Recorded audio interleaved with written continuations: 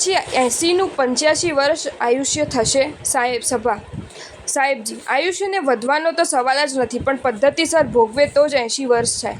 ક્રમબદ્ધ પર્યાયથી 80નું 25 વર્ષનું થવાનું નક્કી હતું, જ્યારે અક્રમબદ્ધ પર્યાયથી 80નું 25 વર્ષનું થવાનું નક્કી ન હતું. એકને જ માનો તો મિથ્યાત્વનું લક્ષણ છે. ભગવાન ઋષભદેવને મરીચી માટે જે પ્રશ્ન પૂછાયો હતો તે નિશ્ચય નહીંથી પૂછ્યો હતો, માટે તેમને જવાબ નિશ્ચય નહીંથી આપ્યો હતો. જો તેમને વ્યવહાર નહીંથી પૂછ્યો હોત તો વ્યવહાર નહીંથી જવાબ આપત.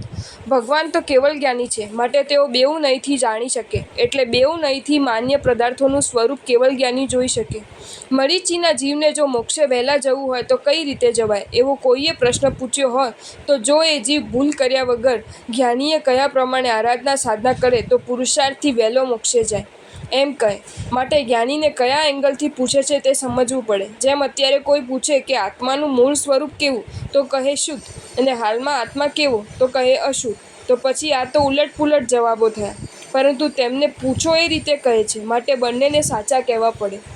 ભવી જીવો આટલી આ રીતે આરાધના કરશે અને આટલી વિરાધનાથી બચશે તો નક્કી ઉદ્ધાર થશે. તમે પણ વિરાધના કરશો તો સંસારમાં રખડશો. જ્યારે મોક્ષ થવાનું હશે ત્યારે જ થશે. તેવું જ હોત તો ભગવાને ગૌતમ સ્વામીને ન કહ્યું હોત કે જરા પણ પ્રમાદ કરશો તો ડૂબી જશો. વ્યવહાર નહીંથી 5 કારણ અનિશ્ચિત છે, નિશ્ચય નહીંથી 5 કારણ નિશ્ચિત છે. નિશ્ચય નહીંથી આખા જગતનું ભવિષ્ય નક્કી છે, જ્યારે વ્યવહાર નહીંથી આખા જગતનું ભવિષ્ય અનિશ્ચિત છે. તેથી તમે એક જ નહીંને સંપૂર્ણ સત્ય માનો અને બીજાને ન માનો તો મિથ્યાત્વ લાગે. આ જગતમાં ક્ષણ પછી શું થવાનું છે તે નક્કી નથી, પરંતુ જેવો પુરુષાર્થ કરશો તો પ્રમાણ થશે. તમે પુરુષાર્થના માલિક છો. વ્યવહાર આખો પુરુષાર્થ પ્રધાન છે. વ્યવહાર નહીંથી ભવિષ્યની બાજી ગોઠવવી તમારા હાથમાં છે. તમારી પોતાની ઈચ્છા પર તમારું ભાવિ છે, માટે ભવિષ્યમાં ફેરફાર થઈ શકે છે. જ્ઞાની તેમના જ્ઞાનમાં ભવિષ્યને નિશ્ચિત પણ જુએ છે અને અનિશ્ચિત પણ જુએ છે, માટે તેઓ બોલે છે કે અકાળે મૃત્યુ થઈ શકે છે. જ્ઞાનીએ 80 વર્ષનું આયુષ્ય જોયું હતું અને તેમાંથી 25 વર્ષનું થઈ શકે તે પણ જોયું હતું.